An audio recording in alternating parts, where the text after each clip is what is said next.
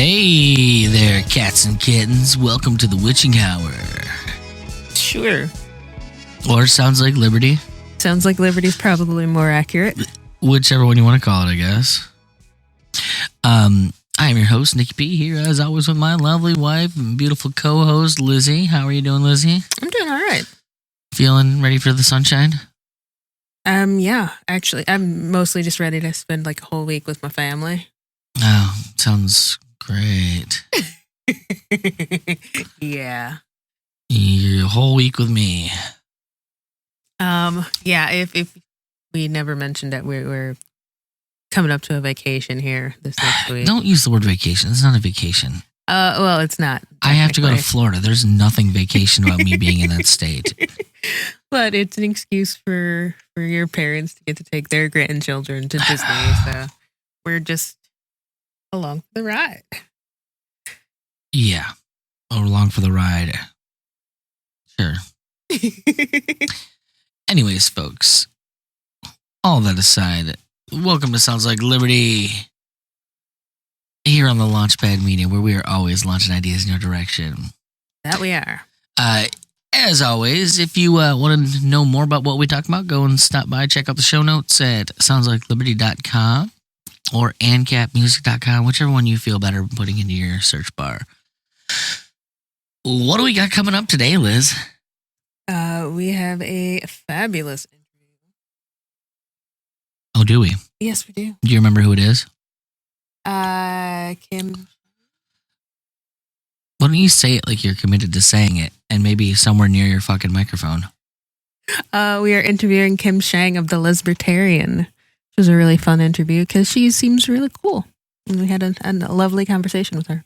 Was it lovely? I thought it was lovely. We talked about boobs. I like boobs. Who doesn't like boobs? I know plenty of people. Weird.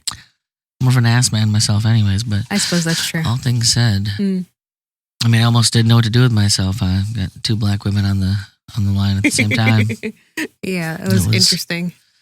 It was something. Yeah. In truth, though, like I heard her podcast probably about a month ago, and immediately set the interview up because she was talking about muff diving in the.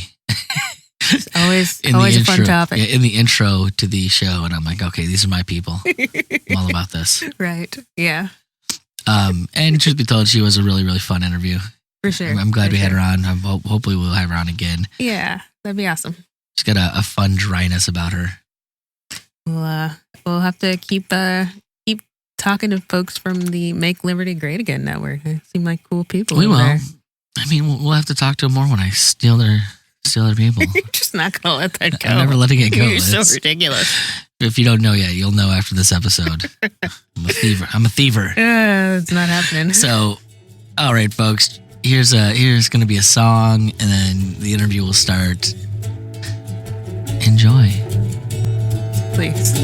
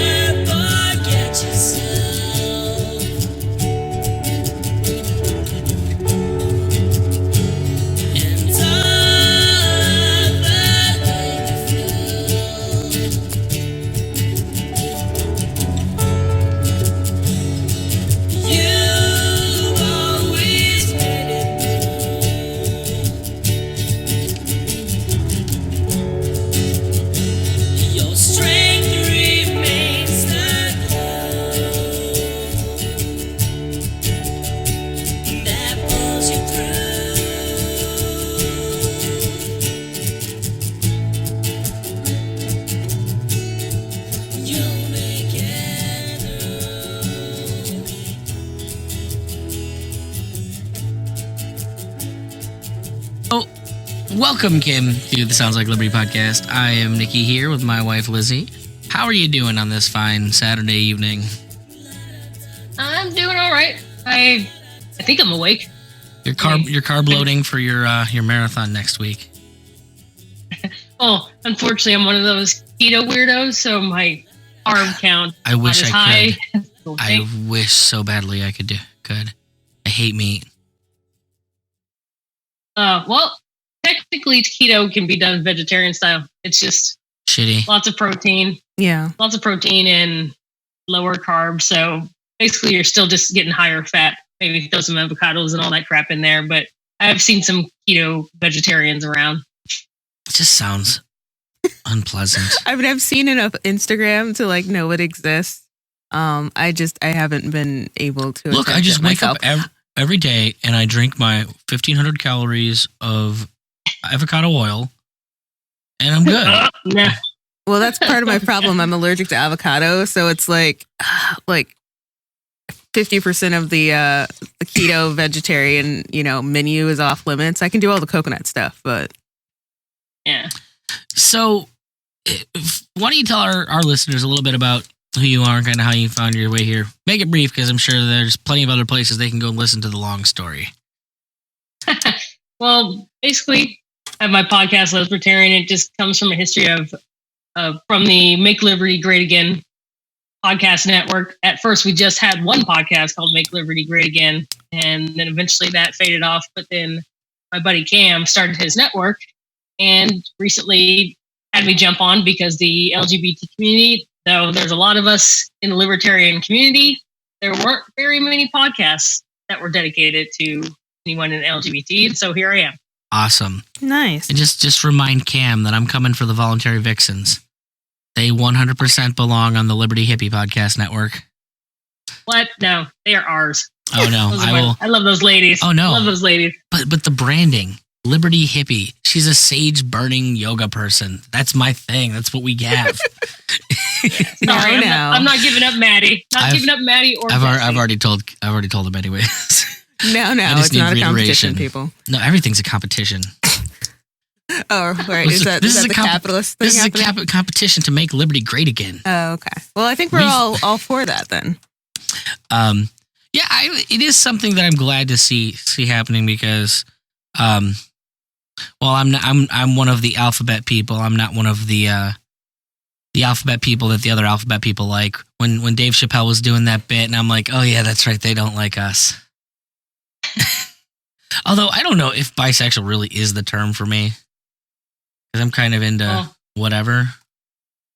Pansexual, then? Maybe. You like pans? I mean, I like weird. Like, can it have 3 dicks and boobs? I'm into that. That sounds like fun. It's like a playground. Oh my, that is 3 dicks too many. Yeah, there you go. Well, what are you going to do?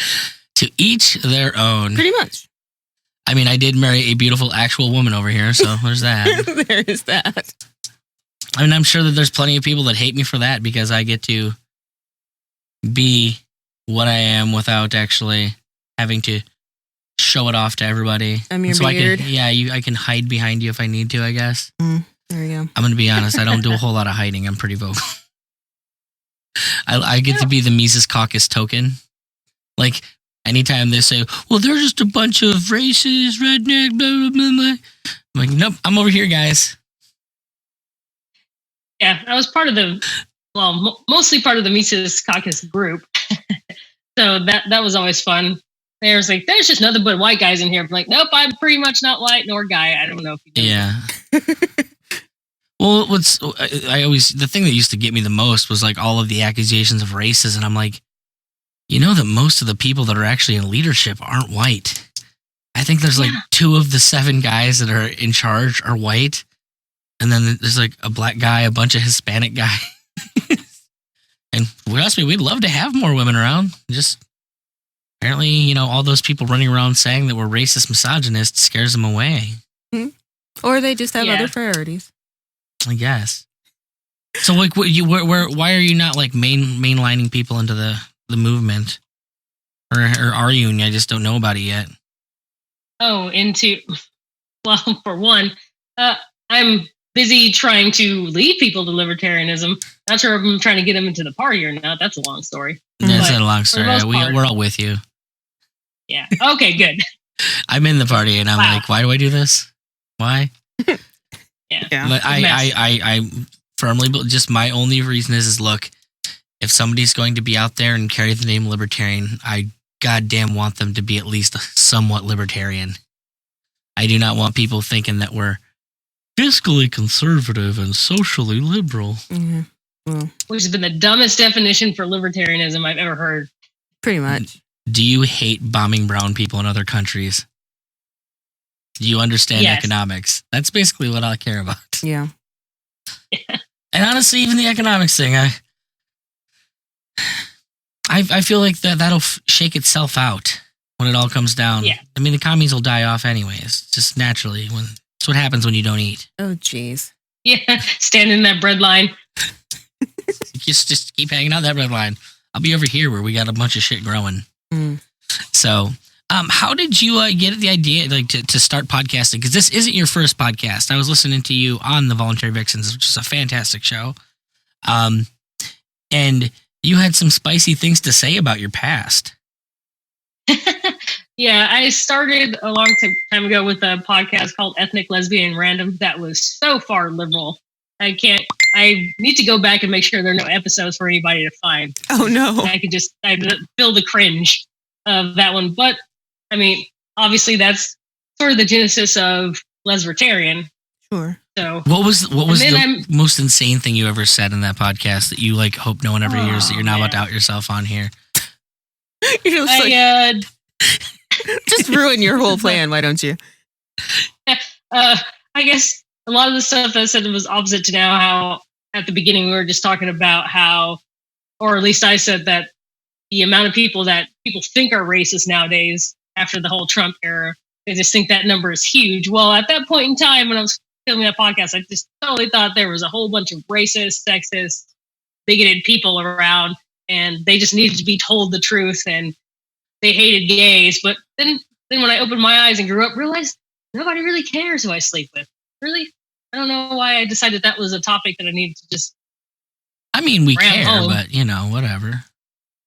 It's just because I'm a degenerate. I want to know who everyone's fucking. I mean, I feel like there's a lot of people in the LBGT sphere that want to champion for people who haven't had that championing, but I hate to put you on blast on all this. I've their approach is maybe not been listening to The New Right by Michael Malice, and I'm like 20 minutes from the end of the book, so it's all fresh. Jeez.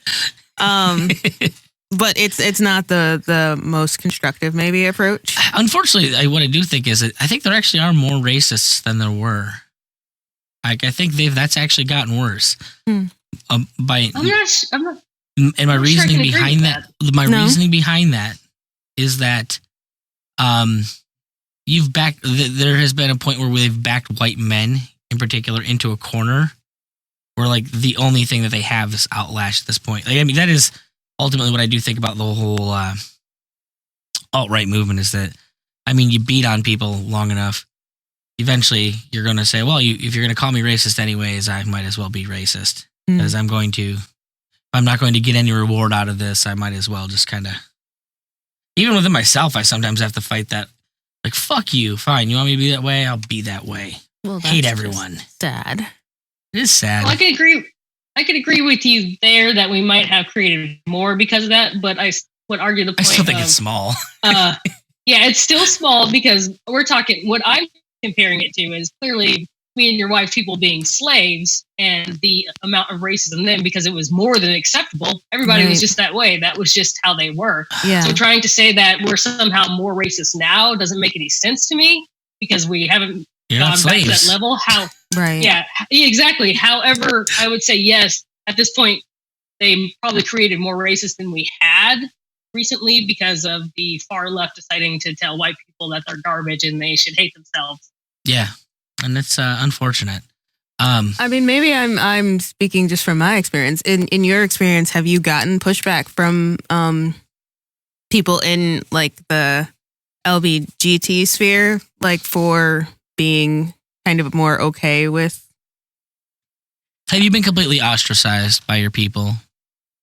Yeah, a good portion don't. They just look at me and just think, oh, somehow just because I don't agree with everything that they say and don't think all white liberals are awful human beings, that somehow I've decided to hate myself. I'm a self-hating lesbian somehow, and that I must be going alt-right just because I don't agree with everything. Well, because I know in my my case, I lost a lot of friends over my hardline stance that we don't punch Nazis unless they, start the violence. I think running up and punching Richard Spencer talking is so fucking counterproductive to like human well-being that I can't think of anything really more destructive that's going on right now. It's also very childish, very, very childish. Oh, I'm so angry. I'm like, okay, until some alt-righter. Well, I don't. He calls me. I don't play my Dungeons and Dragons games anymore because all my people that I used to play it with, they took the hardline stance that no, you punch Nazis. It's just something you do. It's just so childish. Yeah. Granted, they're all very childish and in many other ways, so I can't blame them on that.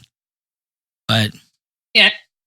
It also fuels their whole agenda. If we go around punching Nazis, then we give them all the credit. We give them the justification and the validation that they're looking for that. They want you to be provoked. Everything that they say you are, you prove that you are for them, and you did all the work. Mm-hmm. That's always been the way I see it. It's like, well, I mean, if you act like a bunch of assholes that are trying to ostracize them, well, you just prove them right that you're trying to ostracize them and shut them out of society. Yeah. And you give them the upper hand and say, it's because they know we're right. You don't get to decide what the excuse is for it. It doesn't matter what your excuse is. I would just rather, I mean, not and my bigger thing is, I'd rather know where the cockroaches are, Can I not give racists money and make that a thing that doesn't happen?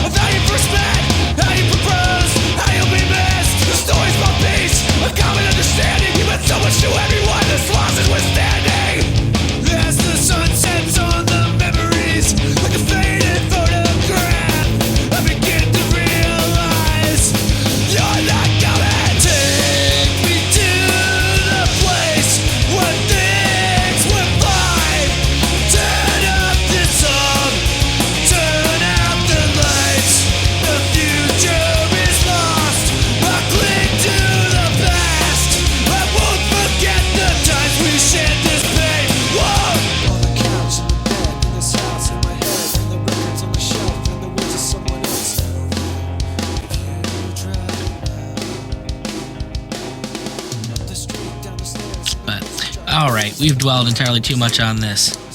I like talking about it, but I feel it's like... Okay, now that's out of the way. Let's get to the fun stuff. Yeah, let's talk about music. If you didn't know that this is a music podcast, what do you listen to? I would say I listen to a lot of varieties of metal. I listen to everything. I grew up a musician, so I pretty much listen to everything from classical and jazz to Polish rock. I just want to make this shitty joke. She's like, oh, Pantera, Megadeth, Sepultura, Melissa Etheridge. Definitely Megadeth. Oh, God. Come to my window. I'll be home soon. Jeez. I'm going to be honest. I crush that song. I perform it fairly regularly, and every lesbian in the place loves it. I will say every lesbian in their 40s loves it. Okay. And I tag the end of it. Thank you, Lilith Fair 96. We love you. Right. Every time. Yeah. Because anyone who knows that song and loves it like that knows what the hell I'm getting.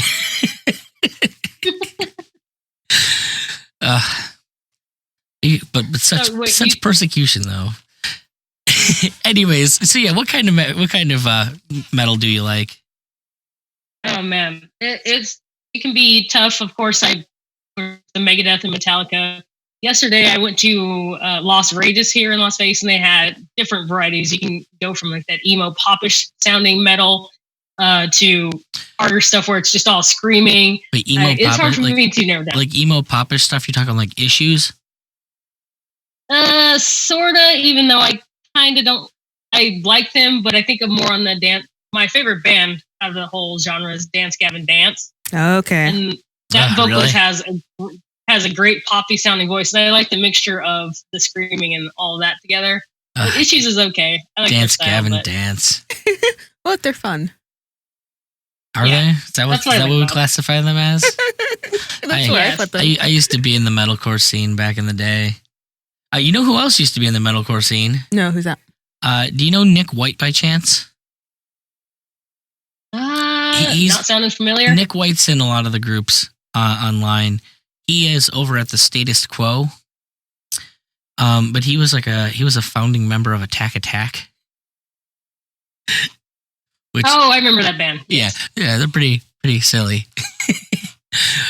Quite. Yeah. But he the podcast he has with his friend. They're actually here in Ohio too. It's pretty good. They get into some heavy stuff. His co-host is actually a former soldier who actually did some time for drugs when he came back. And he's got some interesting stories, like barricading himself in his house away from the cops and shit. Like, yeah, well, the kind of things soldiers do when they come back from war. Yeah, just keep fighting. He was on the Biting the Bullet podcast. It was amazing. Yeah, that sounds amazing. All right, so you said you were a musician. Mm-hmm. You tell? I about 6th grade started my alto sax career. Oh, yeah, nice. Me too. Nice. And I was in every band you can be in: pet band, marching band, varsity band, ska jazz band. And then actually I had some friends that they didn't have a school ska band because most of my life was surrounded by school. You didn't have time for much. I assumed that you were just forming ska bands. That's what people do. That's what I did. I wish. I actually wanted to back then, but then I picked up guitar in 7th grade and then bass in high school. I mainly play bass at this point. I like that she acted like bass is a thing that you pick up. I mean, there's playing involved. Come on now.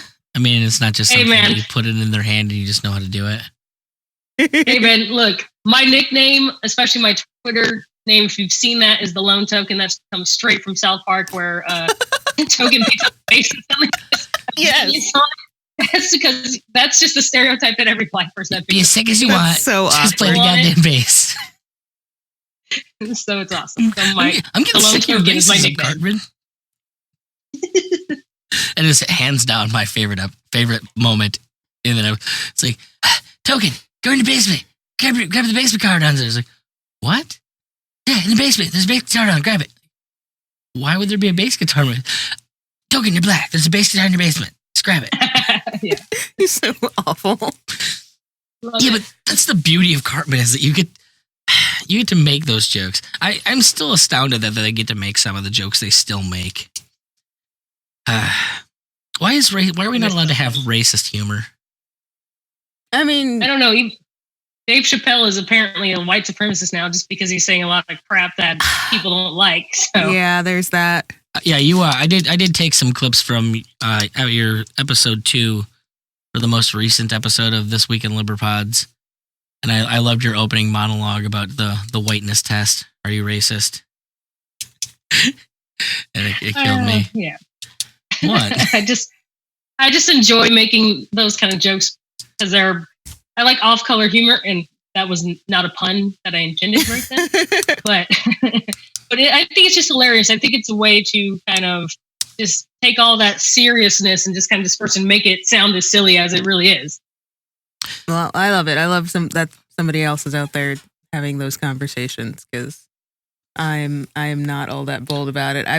It gets brought up on the show because of Nick, but we were having conversations yesterday about our Christmas special. Oh yeah. Oh man, I've got some good things in store. I haven't exactly decided how White Christmas is going to factor in, but so silly. I don't know if we're having Chris Cantwell on as a guest or not, but that's good. That would be interesting. Yep. I wouldn't actually have Chris Cantwell on, but I will use him for a bit like you'd not believe. Remind me someday to tell you my experience of hanging out with the alt-right in a gigantic Facebook group dedicated to the alt-right. Wow. That was an experience. Sounds intense. In what respect? I've been listening to Michael Malice talk about it for 8 hours so far.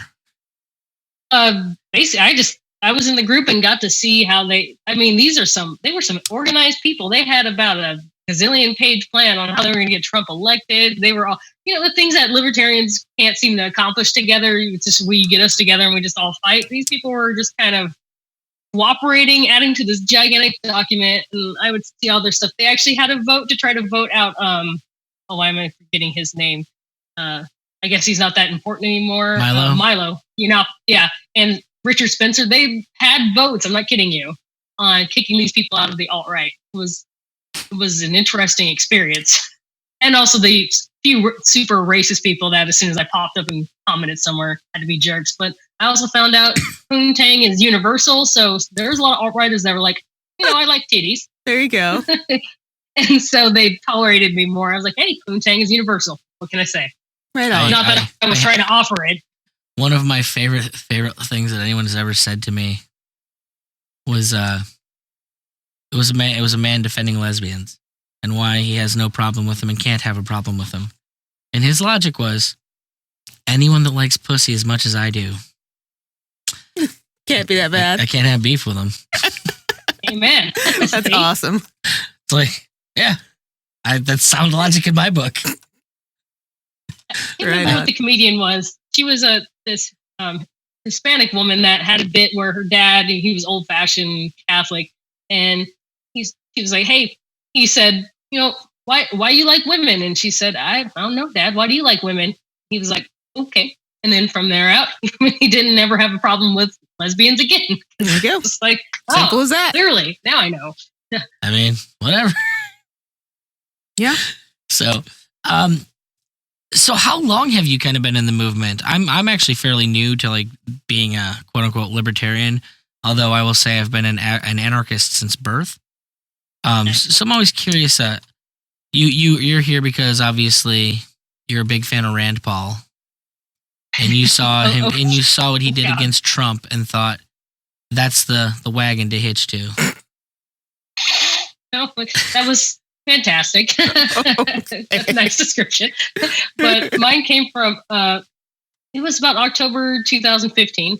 That is like burned into my brain, that date, because it was the time where I was sitting there looking at all of my Democratic candidates and was just thinking, what the hell is going on? I do not like any of these people. That old man looks like he's probably sniffed some little girl's neck. Little did she know it was about to get even worse.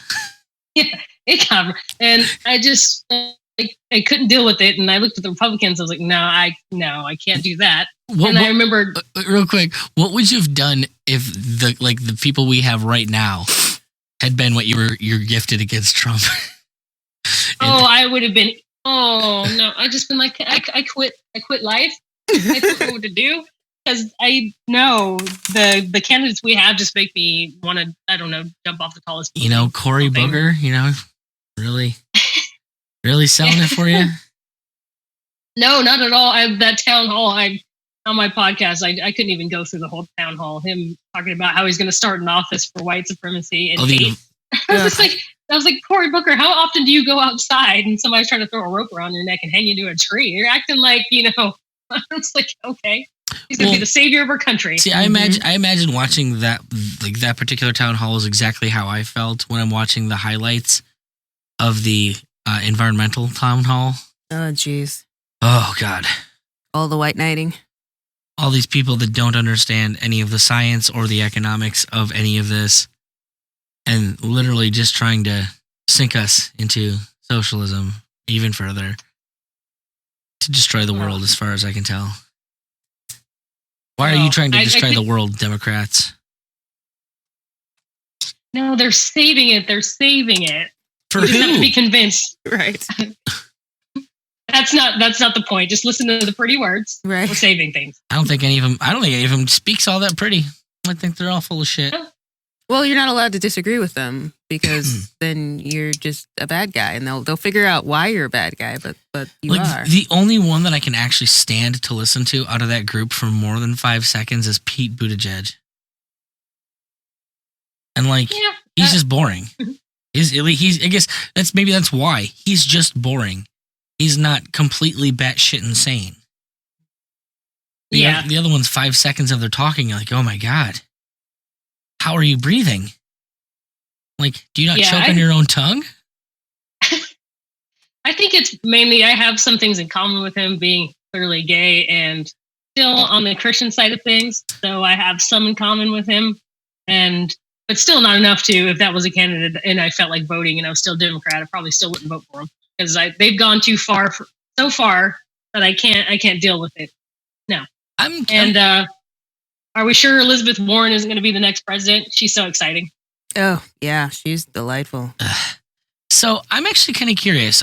You're Christian, which is, whatever to you. Zombie worship to me. Right. But I'm kind of still in that camp too. Yeah, you people worship all the zombies you like. That's fine. So I imagine you've had to deal with two coming outs in that kind of world. Yeah. Which of those is actually more difficult? Because the types of denominations of Christian that I know are accepting of the whole gay thing, I also don't imagine being very accepting of the libertarian thing. I know when Liz was floating around looking for churches, like it was real difficult, and eventually she just said, "Fuck this! I don't know what to do." Yeah, kind of. Worship Jesus at home myself. That's about all I got. Yeah, it's not easy. Because I became a Southern Baptist first at 16 and a half. Oh, wow. And the funny thing is, it Are those of course the carry-on ones, Liz? Depends on where you're going. Did your denomination carry on? What? This is a long standing thing with us because he had this excitement inside because he's Catholic, like his family's Catholic, so he grew up in that, and he'd always hear about Irish Italian Catholic, these Baptist churches where people would like dance and sing and carry on. And when we got together, he thought that maybe I came from that sort of a tradition, and he could experience it. The church from Don't Be a Menace. That's all I wanted. I'm like, no, I can't say. Maybe if you went to like a black Southern Baptist church, right? My church, man, yeah. And that's where I was coming. Really that, yeah, exactly. It was so disappointing. I just wanted to see it once, just to know. Like I've watched the Blues Brothers, and I see him up there and all the dancing in the church, and I'm like, that'd be fun. Yeah, maybe I could believe again.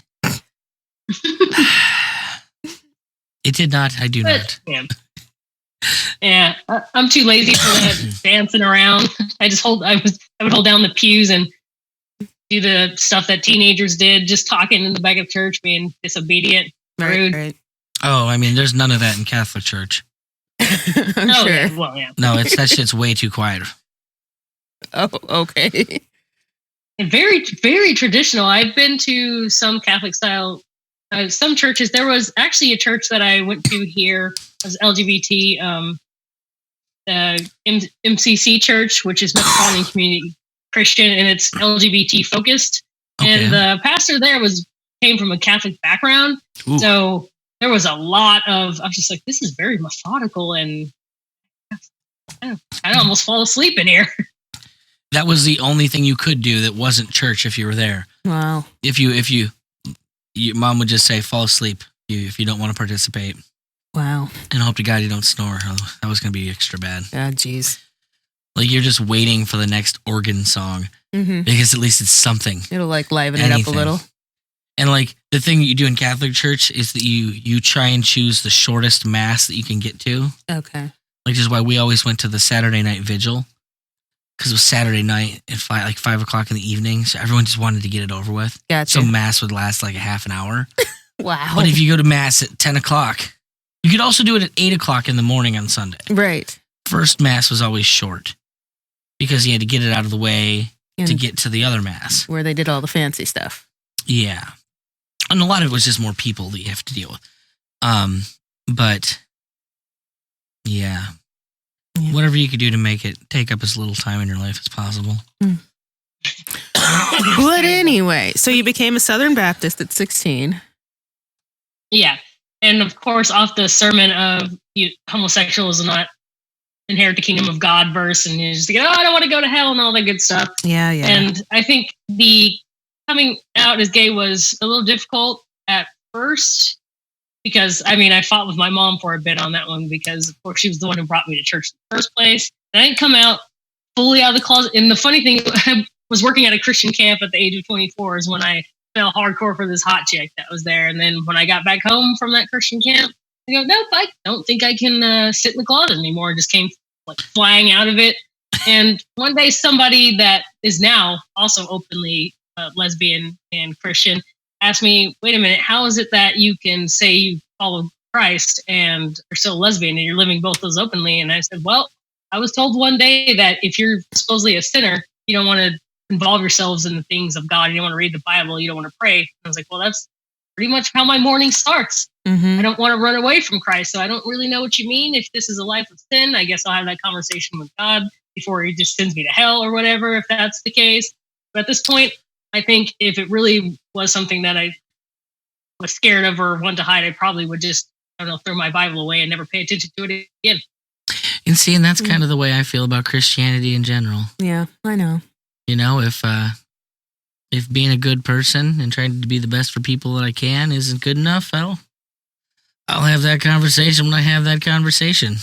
Yeah, you kind of have to make those choices for yourself if you're in one of those positions that, you know, the hardline people like my ex would say, you know, oh, well, you're doing this, you're just going straight to hell. Like, the first husband. Yeah. Second husband's club over here. Yeah. But yeah, and you just gotta have to, I still have a relationship with God. I still want to have that. So I'm going to continue to pursue that. And I guess it'll all get sorted out later. Yeah. I mean, that's all I can really do. Hey, how's it going? Nikki P here. Want to support the show or just give a big middle finger to Patreon? Consider stopping over to supportSLL.com. Members of the Freedom Choir get access to the private Facebook group and actual physical merch. Want access to the unedited raw interviews as they're recorded way before they're released? It's in there. Is that not enough? And you want membership to Freedom Song 365? It's in there. There's even monthly bonus swag for top tier supporters. So head on over to supportsll.com. Help Liz and I get to libertarian functions and even just cover the costs of making the show. If I'm not a good enough salesman, how about this? Support my mom and dad and Sounds Like Liberty. Go to supportsll.com. You heard her, folks. Join the Freedom Choir at supportsll.com. Now, I'm also kind of curious, like, in the LGBT community and, like, being an out libertarian, how is dating? Like, I know Mark Claire talks all about living in LA and, like, just every date is terrible because, you know. Yeah. It's straight up awful. I mean, it's really hard. Even if you look on dating apps, I'm just scrolling through and they almost all say the same thing. Swipe left if you are a Trump supporter. I'm like, I'm not a Trump supporter, but you probably think I will just because I don't want to be taxed, up the ass. And then, they're saying proudly liberal. And he's like, just I'm a lesbian because I don't want things up my ass. That's the whole point here. But it's terrible. And then, of course, if you're trying to go the friend route, maybe go to a gay club or try to maybe sneak up on your friends, lesbian friends, as soon as you open your mouth, because I can't sit in a place and not libertarian. Right. Sometimes they're just glaring at you. When you're a relatively new libertarian too. So it's like, you just want to preach it from the mountains. Yeah. I mean, it's almost like becoming a Christian. You kind of just want everybody and their mom to join in the fun of libertarianism. And everybody's like, no, I'm not. So were you a complete, like, non-Christian, I guess, before becoming Southern Baptist? Yeah. My mom technically took me to church when I was a kid, but I couldn't tell you anything from that time. So it wasn't until I was about 16 going on my own that I became Christian. So I definitely didn't grow up, acting like a Christian or having to have my mom tell me. It's almost more interesting to me than anything else because, like, I don't have a conception. Like, I was brainwashed into my religion. Like, yeah, me too. Like, Catholic from birth. Like, you do, like, I can tell you right now, I can go to a mass, and I haven't been to a mass in years, and I will get every beat perfect as to when to genuflect and do all that pomp and circumstance that you were talking about. Mm-hmm. Yeah, I can remember that shit literally while asleep because it is just so ingrained into you. Like like I'm not a believer anymore, and I still have guilt about shit because no, that's just how your brain works. I've been wired literally from birth to feel guilty about everything. So like, Yeah, which is a terrible way to live. yeah, which is why not a lot of people stay Catholic. But it's also the reason like I'm so interested when anyone like chooses yes, like to get in. Well, like Tom Woods like is the one I always bring up. Like the fact that as smart as he is, and the fact that he became a Catholic like in his 20s, it fascinates me. It's like how do you buy in at that point? Like I believed it because I was indoctrinated my entire life. I don't know that you can convince me of it otherwise.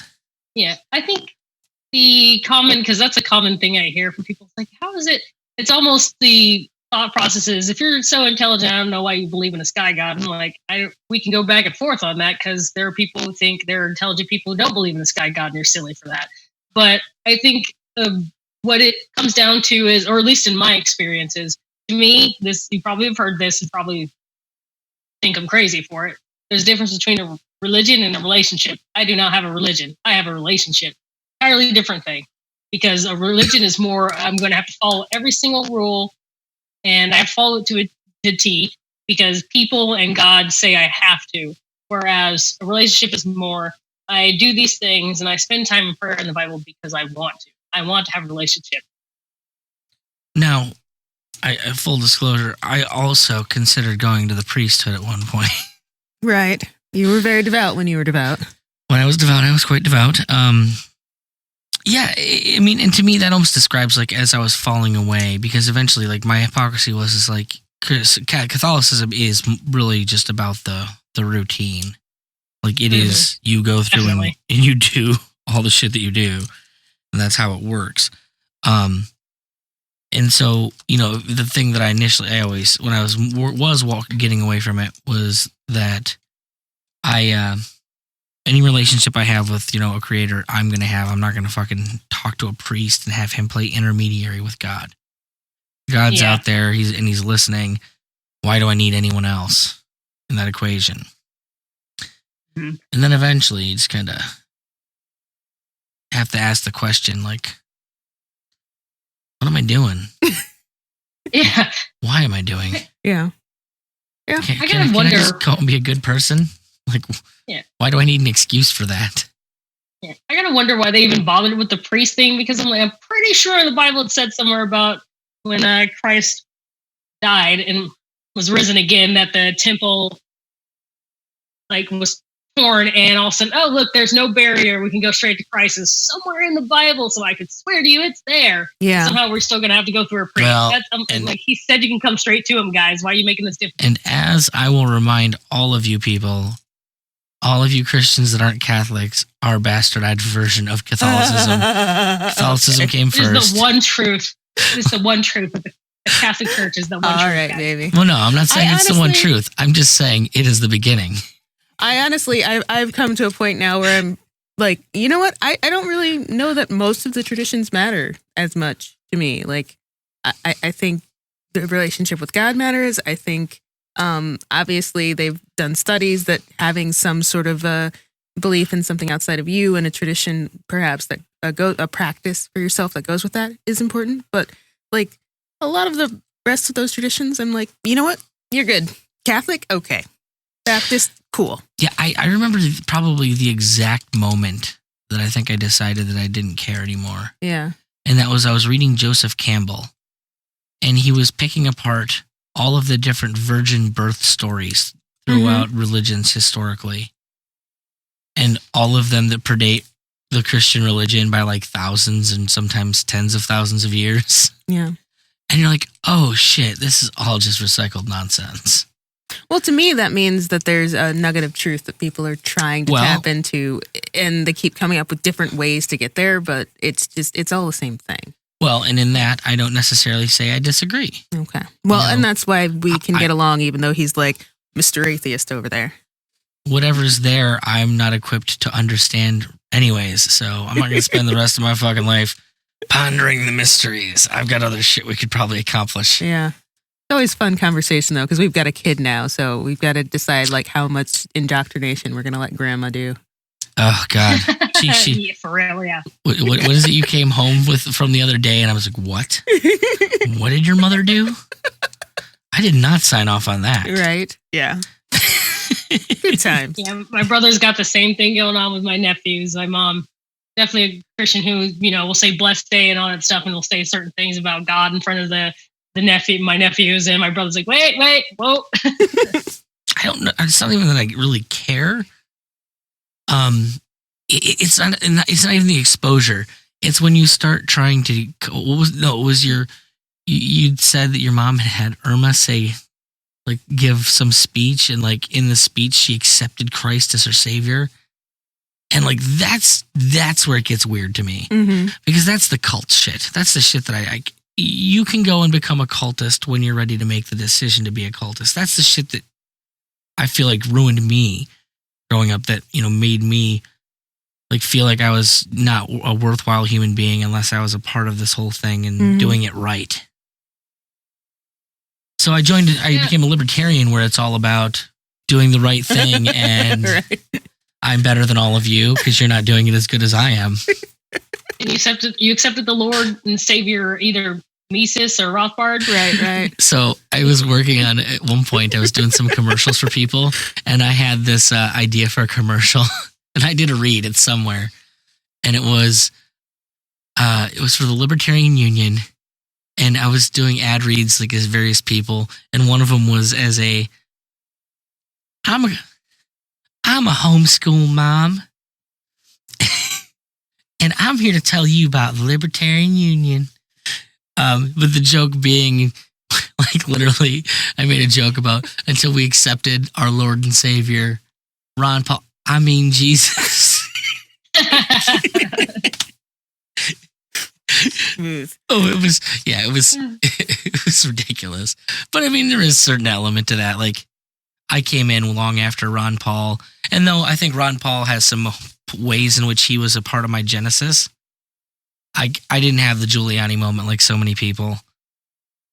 Like, technically, Penn Jillette was the first guy who kind of got me over here.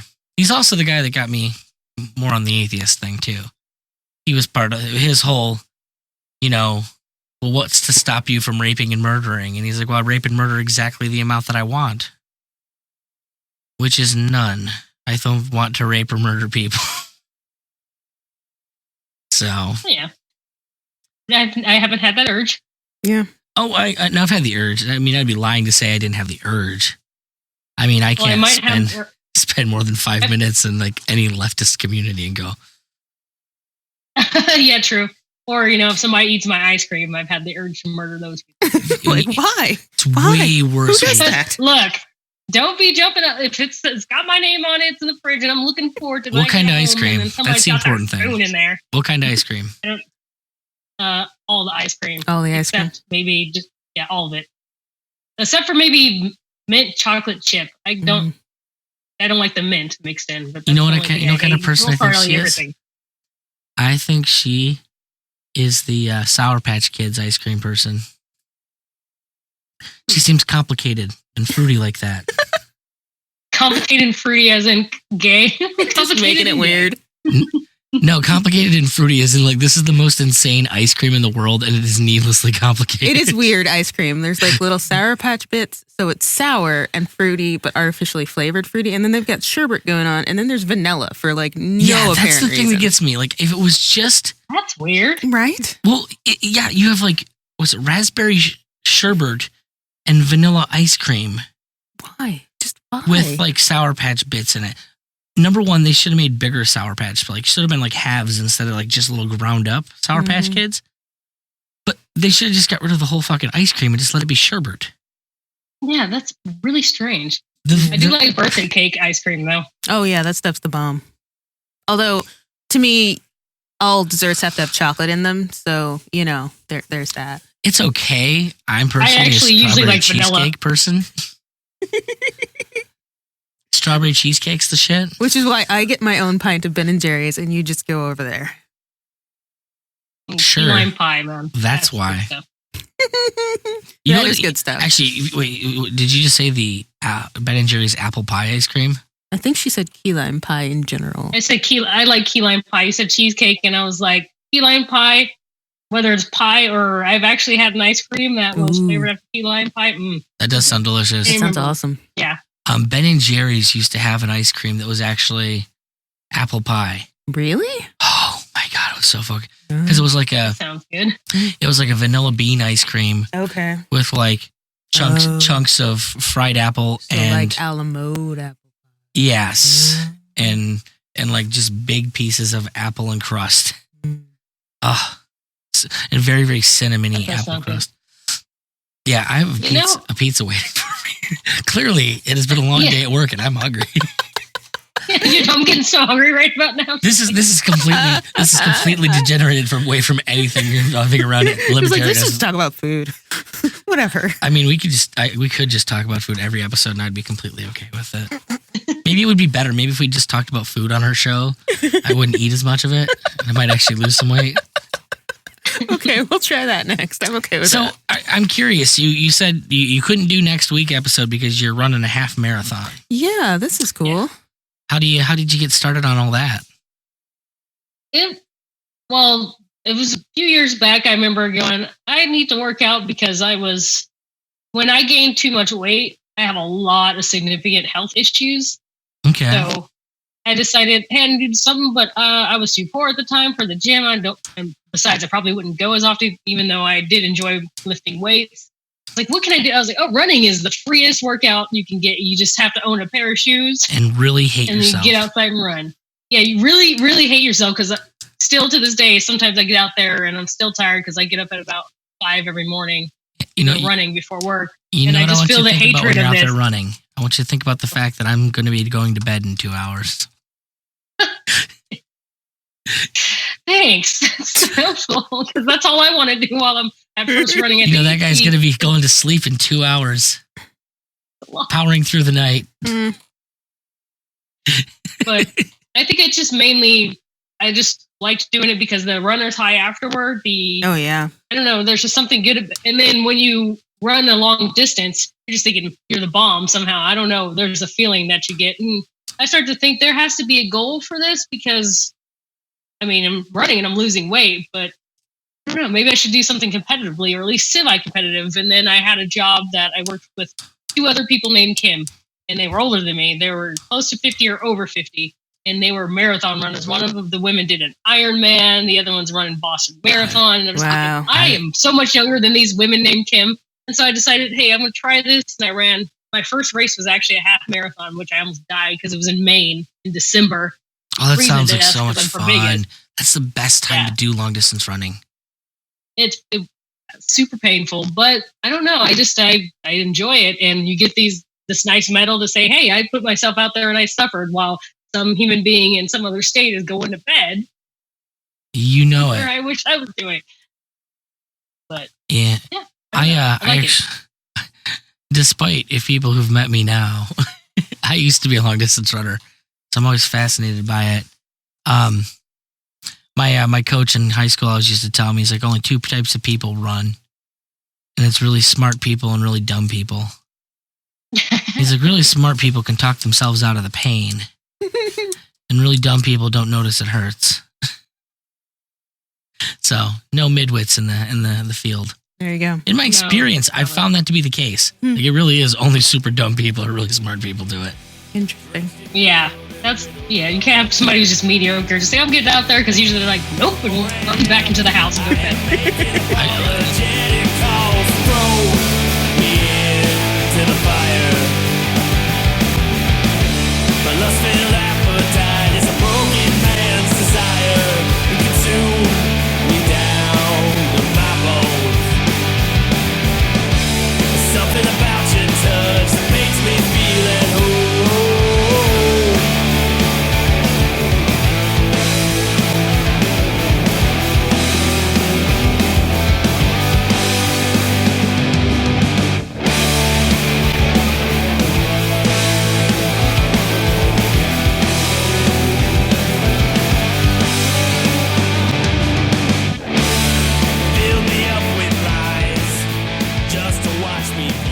Now this isn't going to mean anything to you, but I once, like, it was, God, this is freshman year of college when I was still running at school. And it was fucking January. And it was a brutal January. And I went on like an 18-miler, I think it was. It was a retarded run. And like, back then, we just go and run like all the roads.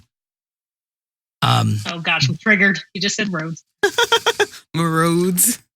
I guess. I mean, I don't even know that any of them would. If you've never seen a Pennsylvania road, it's even worse. Oh man. But I thought my dick was never going to work again on that particular run. Oh, jeez. I came home and I know that feeling. I know that feeling hard. Just kidding. I thought for probably the next 4 hours after I came back that it was just never going to work again. And at 19, that's not a thing you want to be thinking. Just everything froze. Yes, no, solid, frozen solid. You could poke at it and nothing worked. Just sat there, Well, there you go. all cold and tiny. Well, that's unfortunate.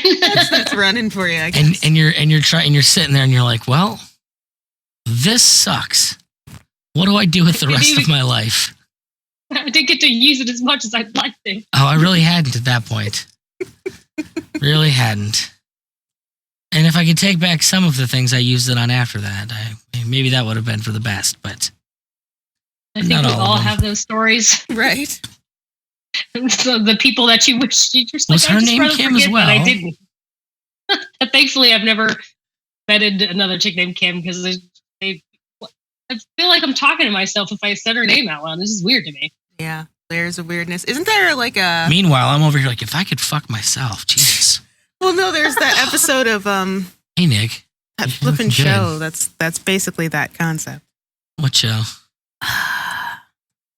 It used to be. I can't even think of the name of the show.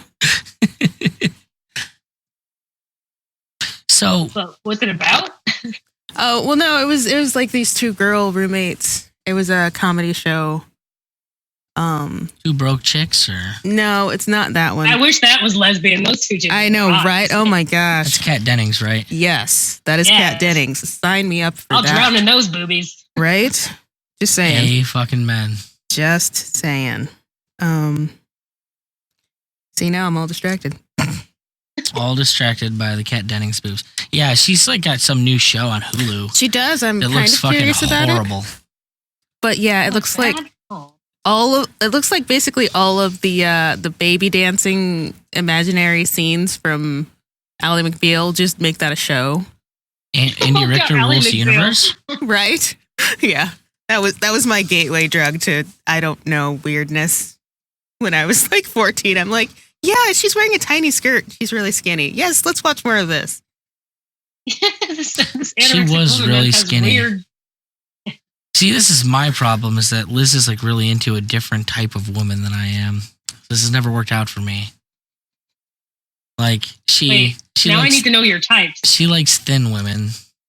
I like Eastern tiny Europe- brunettes. Eastern European. Just think that. Oh, Yeah, I love tiny brunettes. right. Whereas I'm, more of a More Well, into the Zaftig. I appreciate a thickness Yeah. in a few regions.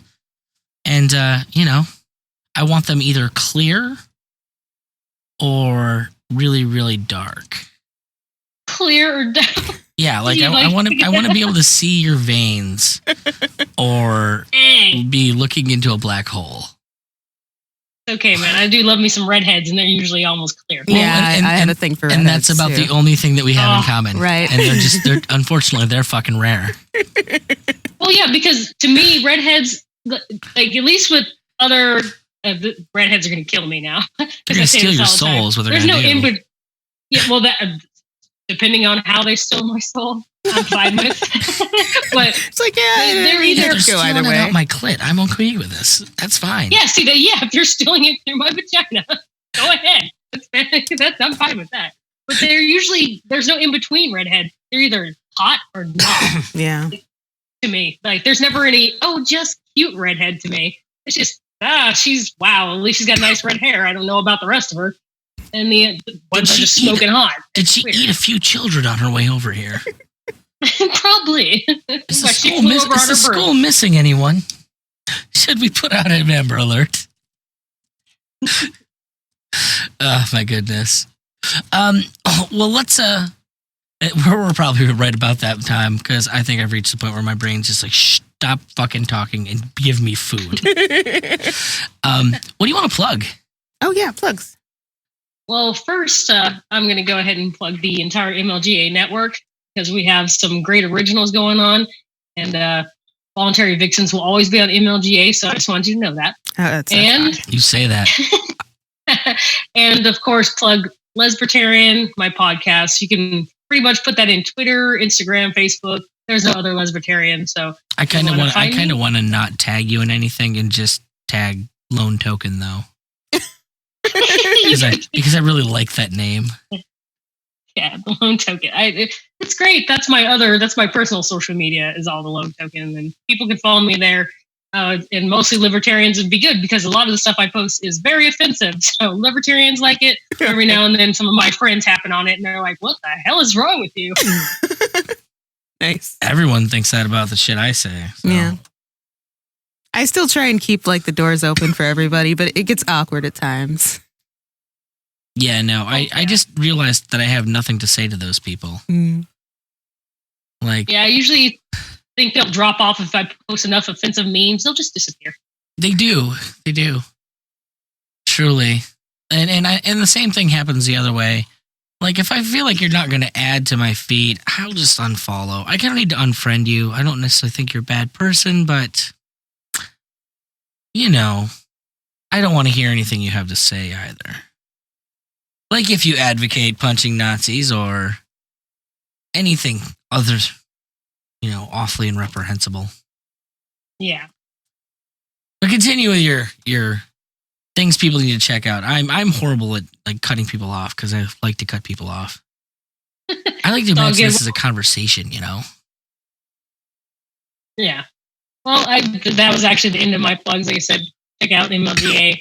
Got all those good stuff. Morning Drive with Dave. And thank you for your servers for us IT nerds. Nice. Yeah, man. They're a That's very good content. interesting show, actually. I rarely know what they're talking about, but I appreciate that they do it. You have that one. Somebody's got to have that one rednecky guy on there that is a little difficult to listen to for me. Morning Drive with Dave. I love that man. Yeah, no, That guy, I'm glad he does it, and he's got an audience. It's not me. Yeah, I just like him because it's funny. He'll tag me in a lot of posts to explain certain things about libertarianism, and we just go back and forth. And I'll He's just just say, like, I'm "You a and your dumb racist redneck. Listen accent." to her. Yeah, Somebody I'm like, talking to "Hey, a lesbian. I'm like, I'm a lesbian. Go listen to the redneck because he's got great stories, man. He knows Nice. guns. We just have But isn't that the dream of Anarchopolis or whatever it is we're trying to build? You mean, look, I'm trying to just get my hashtag #AnCampusFam. Okay. And Kappa spam, I like it. Yeah, don't you remember my meme #AnCampusFam with like the hugging teddy bears? No, I missed that. It's the best. But yeah, that you can have the redneck and the lesbians and the bi people and the church people and all the people as long as they like liberty to all together. Yeah, that was always the thing. Like, I could hang out with Tom Woods types, Yeah. and I'm sure Tom Woods isn't gonna want to come into my little town where all we do is have acid infused orgies. But you know, that's fine. He can go over there and hang out with like those culty Christian people and like be happy worshiping God. I'll be somewhere in the middle in a Waving, hi, pile honey. of books with a Hi, bunch honey. I'm of over here in a pile of vegetables. people. yeah. I did a I'd lot be of with mushrooms. the books and the weed. Right? Yeah. Books and weed. Give that to me. What is your favorite book? I can go ahead and say the Bible. I had to throw that in there. No, that's a really difficult one for me because I just read so much. She says the Bible, and I just want to go. I like Fountainhead too. It's a great book. Yeah, I mean it is a thick book that probably could have been cut down a heck of a lot more, but I definitely read it. Yeah. Then my next question is: do you also feel like Ayn Rand was just feminist porn years ahead of time? No, I mainly thought she had some solid ideas, and then she had some off the wall stuff. Her whole thing on music was just bonkers, off the wall sounding and weird. If you read Atlas, like both the Fountainhead and Atlas Shrugged, like the main characters are all fucking just women that that rule at life and every man wants to fuck. It just seemed like her living out her fantasy of life. I'm going to be the king and queen of empire, and every man will fuck me. Yeah. That's how I read those books. Like they're just nothing but female empowerment porn. Hey, well, I'd rather read her female empowerment porn than the crap that they put out now in feminist bookstores. Just want to, I don't know. I don't read that kind of stuff. Yeah, you wouldn't enjoy it. I don't like dorking. Or you just don't like women. Just kidding. I mean, maybe a little bit. I've got some. There's some incel in there somewhere still. I've had a couple shitty years. You know, you don't. Yeah, well, I'm supposed to hate men. Right. Lesbians, we're supposed to hate men. That's why we're lesbians. You don't forget that woman that wanted to sleep with a junkie over you. The one who thought that he was a better prospect in dating. I don't know why our relationship just fell apart, man. He lived on my couch. He was in my house, living on my couch, and he's the stronger option. You think? I guess. One last question: What did you think the show was going to be about? Because I'm kind of curious. I never disclosed any of that. Honestly, I had not a single clue, and I was just like, I've never fucking heard of you guys. Liberty. Well, and that's the amazing thing to me. I think that there's these whole communities of awesome people out there that I've never heard of because it's just that big of a world. I guess it's cool. Yeah, Seriously, it's big enough now. As a podcaster, you need to go and subscribe to This Week in Liberpods, Plug. where every week you get 5 new libertarian podcasts that you've probably never even heard of. I think I've introduced 55 podcasts so far as I've been running the show. There's a lot of there's a lot of libertarian podcasts out there. And you may not know your favorite. Like, are you listening to the Friends Against Government podcast? Because you should be. Yeah. All right, I'll have to check them out. That's what I tell everyone. Like, if nothing else, my goal in life is just to tell people to go find new podcasts. Because there's fucking too many of them. Some of them are like, I literally found that some of my favorite podcasts were podcasts for a year before I ever even knew they existed. And it's not like we're that big a community. Yeah. It's like, how have I never heard of you guys? We have like 120 mutual friends, and I don't know that this podcast even exists. See, I'm always excited when I get to find one that's like new. Say mine is definitely quite new. Say 2 episodes deep. Yes, I'm super excited about it. I'm excited. Like, I got to beat people to the punch. I'm also a little excited that you're the first person in the MLGA network we think that we've had on. I gotta get some of those other guys. I gotta get some of those other guys on. They're all a little off-putting. I'll be honest. They all seem kind of, what's the word I'm looking for? Off-putting. I'll stand by just that. Weird. No, they're not weird. They all seem really nice guys. No, I meant you're weird, but that's fine. Well, maybe that's it. It's just that I know that I'm weird. Okay. A lot of it is like, because I still don't feel entirely comfortable about the fact that I am the degenerate in a sea of Christians. It's a little weird to me. But generally they're okay. I think a lot of the MLGA, we are probably off-putting and we're on purpose. We don't want you to be comfortable. We want you to think. Nice. We don't like people being super comfortable. I can be okay with that. I can't. I cannot be okay with that. Okay. Scaring away all our prospects. This is why we don't have any LGBTQ people in here.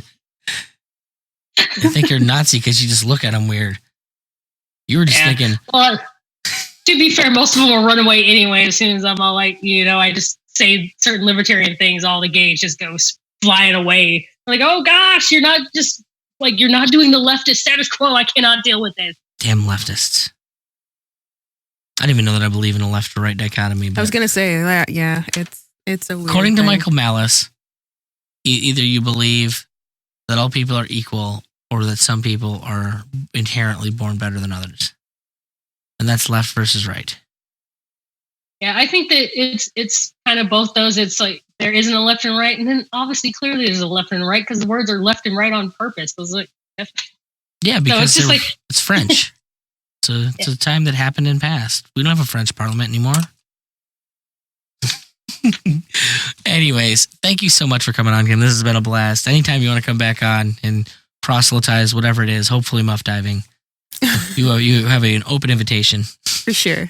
That is my favorite topic, so.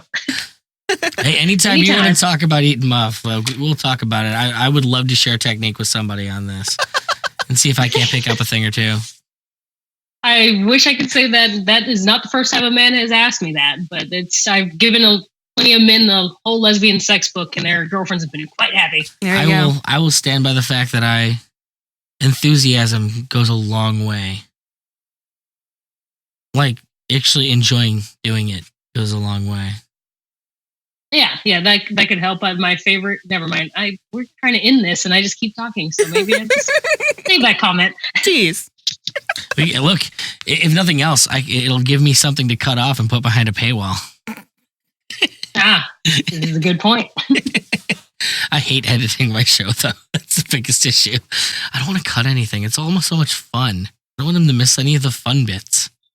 Yeah, I guess that's why you have a Patreon to say, hey, if you want to give money, cool. But other than that, I'm just going to give you this podcast. You give me money if you would like, but we give you this full podcast. We have we have bonus shows behind our paywall. Like we've got the Married to Liberty podcast where I just ask Liz questions about libertarianism. Usually uncomfortable ones. Yes. And then he makes me talk about them. And it's fun. It's because I realize that people want to hear Liz talk. Nobody gives a fuck what I think. I'm just a white man. Who would ever give a shit about me? Let's hear the black woman talk. Sorry. Exactly. So that's the shit we put behind a paywall is what people want to hear. We also have our Christmas podcast behind the paywall, which I'm excited to start back up here. Make Liberty Great Again replied. Thanks, man. Aw.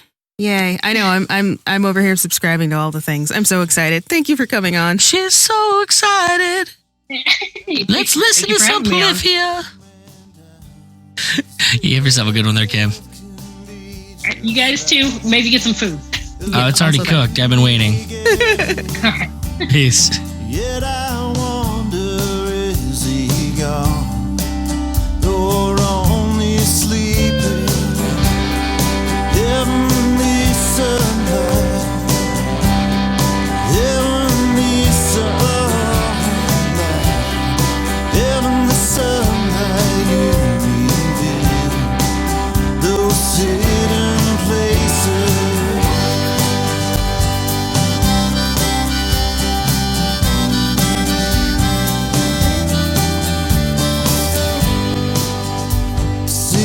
I am a man. All right, well, I think we set the bar pretty high that interview. Okay, it was a little wild, maybe. I'm honestly just excited that I found the reference for that Broad City episode. You were saying it was Two Broke Girls, and I've never watched that show in my life. I wasn't saying it was Two Broke Girls. That's just based on the description you gave. I know. That's that is what it was. a reasonable suggestion. Because, I just think of Broad City as being a weed comedy. Right. Which would have been better if I had thought of it that way, but no, I just thought So of it you as see two race girls. and gender, Liz. I don't. Where did I don't know. I just thought I was talking about two girls who were roommates. And didn't realize that also described that other show with those other two girls who were It describes roommates. a lot of shows. Like, I'm sure Actually, yeah, you could describe Friends that way too. I was going to say, but I'm sure we could describe Friends that way too. Two girls, they're roommates. Maybe that's the success that shows that you can describe it as pretty much anything and it still makes sense. Oh, it was just a bunch of guys living in an apartment. Right. Oh, just a bunch of people that have the most insane cheap rent place in New York City. There's some rent control bullshit in that show for sure. Anyways, this was a super fun interview to do. Yeah. Let's pimp a podcast today. What podcast do you want to pimp? You're taking too long, Liz. I know, because I'm drawing a blank. I was listening to the Libertarian Christian podcast this morning. How was that? It was all right. It was, he had a really cool guest on who's talking about doing missions work in the Middle East. Okay. And just dealing with the literal immediate aftermath of war. It was pretty intense. Okay. But they're doing good work. They're the people over here are people. They are friends now. Like, it sucks, basically. Yep. Yep. War sucks. Yeah. Your government likes to do a lot of it, folks. Unfortunately, yeah. So, as I said earlier, check out soundslike.liberty.com for the show notes. You can go check out our Goodreads pages that we and Liz both have. I'm really enjoying. We both like to read. I always love seeing friends pop up on there so I can kind of peruse what they read. Yeah, so, give me some suggestions. It's coming up on Christmas time, so if you're thinking, hey, I'd like to show some support, you got supportSLL.com where you can, throw a few shillings our way.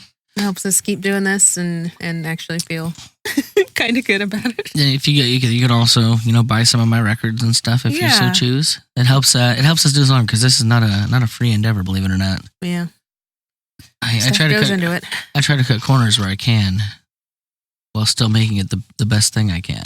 Yeah, so as you do.